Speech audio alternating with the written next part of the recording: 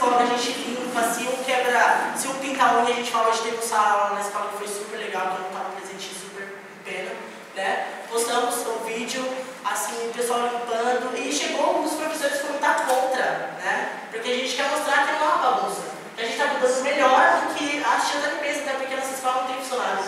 A única funcionária que tinha era uma tia, ela não dava conta de limpar nem as salas.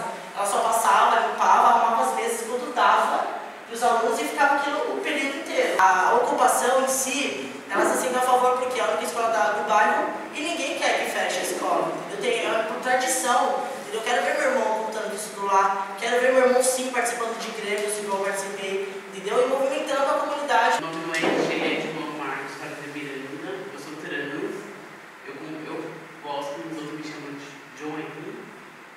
Os professores também, eu já pedi para me chamar de Joane ou meu número. Eles me chamam meu nome todo, ou chamam meu número, ou falam meu nome todo. Eu acho muito falta de respeito. A diretora já falou, já me expulsou do banheiro feminino, ou falou como usar o banheiro dos meninos ou deficiente. Me senti um lixo. Minhas amigas sempre me ajudaram a usar o banheiro das meninas. E eu queria deixar um recado para ela, fundo do coração.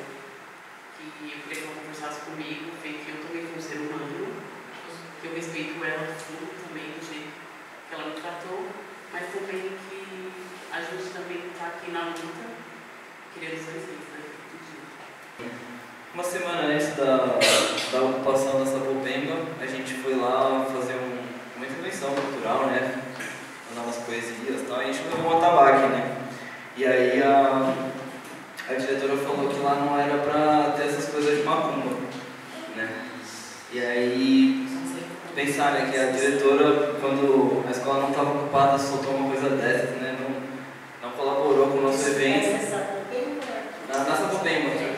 E aí, pensar que agora, né, com a escola ocupada, os estudantes chamaram lá um sarau sobre a consciência negra, né? Então pensar que a escola ocupada, a gente está aí cumprindo uma lei da educação que é respeitar a cultura afro e afro-brasileira. Parabéns a esses estudantes. A importância da gente ganhar essa guerra de informação, porque se é uma guerra de informação, então vamos ganhar. Então o que a gente vai fazer? Tem que divulgar, isso está fazendo muito no Facebook, assim, de divulgar as mentiras dos diretores e tal, mas de divulgar localmente, de chamar os pais, porque a maioria dos pais, com certeza absoluta, que se soubesse a verdade, ia ficar a favor do movimento. Mas eu não tenho dúvidas que nenhum pai quer que o filho seja transferido para uma escola que é muito mais perigosa, que vai ficar muito lotada. Não tenho dúvidas disso. Por isso que eles inventam mentiras, porque eles não têm argumento, eles precisam da mentira, e eles precisam da ameaça para ganhar a opinião dos pais. Se a gente ganhar isso e a reorganização deixar de acontecer, a escola não vai ser desocupada. Vai voltar a ter aula normal, mas não vai ser desocupada, porque se você trancar uma sala, eu vou abrir. Porque se você inventar alguma coisa, eu vou descobrir. Então, a escola tem que ser gerida de maneira transparente, pelo amor de Deus. A escola, dizem que ela é da comunidade, mas ela não é da comunidade por direção com na frente. A escola nunca esteve tão aberta à comunidade depois da ocupação das escolas. Os alunos estão mexendo.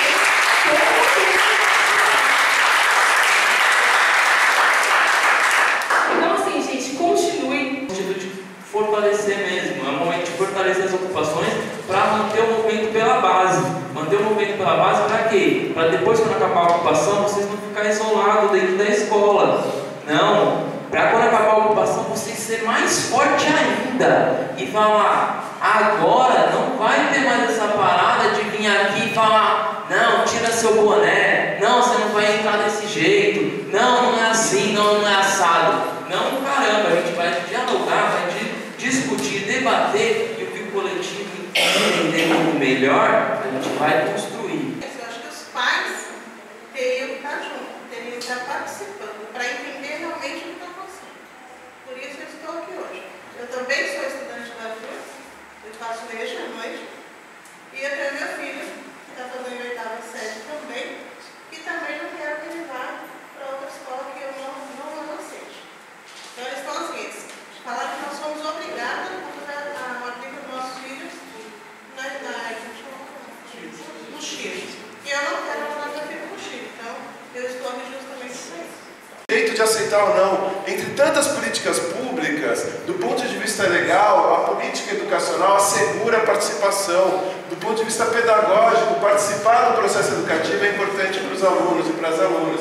Por isso, a legislação da educação, o Plano Nacional de Educação, ele reserva o direito do aluno participar, da comunidade escolar participar. Isso está na lei. Portanto, isso não poderia ter acontecido. O que aconteceu foi ilegal. Se você for na sua escola e pedir para ver o regimento, certamente lá no regimento vai estar assim: gestão democrática e participativa. Se você pegar todos os documentos da escola, vai estar lá sempre gestão democrática.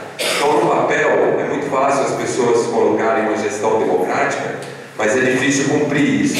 E acho que na sua escola não está sendo cumprido isso. Acho não, tenho absoluta certeza pelo que você relatou aqui. Mas eu quero parabenizar todos esses jovens aí, como a professora falou no início da conversa. Não sei como que vocês conseguiram articular um movimento tão maravilhoso sem ter uma liderança, né? Eu acho que todos são líderes aí, né? E eu acho que é disso que está fazendo um movimento bacana, bonito, sadio e revolucionário. Eu acho que é muito bacana a força que vocês têm, não é? Chega de fato, nós vamos tocar. A gente que sempre participa de reuniões, não é, de discussão dos direitos da adolescente, a gente sempre se pergunta e fala, né? É importante o adolescente estar envolvido nas discussões, ele é protagonista da sua própria história. E de repente a gente vê a ocupação e a força com que vocês estão tendo no sentido de provocar mudanças. Eu acho que bacana persistir nesse sentido. Não é? Eu acho que essa é a melhor forma da gente poder fazer política. Né? Eu acho que até contrariando o que disse o governador ontem, uma reportagem que eu estava vendo me falar, de que não seria razoável os adolescentes estarem envolvidos com política. Ao contrário, não é? Essa é a política que nós temos que fazer cada vez com mais força e determinação. Não é? A reorganização foi mandada lá de cima. É uma coisa que não tem como a gente mudar. Vocês ocupando a escola não vai mudar. E uma coisa que eu ouvi, eu nem lembro de quem foi, que a revolução ela nunca vem de cima, ela vem de baixo. E é assim que a gente tem que começar. A gente começa de baixo para a gente poder subir. A gente tem agora 251 escolas ocupadas, se não me engano, e todos os dias só vai crescendo. Então é uma coisa que a gente não tem que ficar sentado esperando que alguém mude o governo para o próximo governo daqui a 20 anos mudar a educação. Se a gente pode tentar mudar agora, eu acredito que a gente pode mudar agora, porque a gente teve muitas greves e muitas mudanças com isso. Eu sei que amanhã eu não vou ver a reflexão do que eu estou fazendo hoje, eu não vou ver amanhã e não vou ver daqui a 5 anos. Talvez quem sinta isso vai ser a minha irmã, que tem 13 anos, a minha irmã que tem 2 anos, elas que vão sentir toda essa luta que a gente está tendo hoje. E isso claramente vai ser um orgulho para mim. Então eu estou na ocupação porque eu quero participar disso tudo e saber que a gente pode sim mudar a nossa educação. A gente não precisa ficar sentado esperando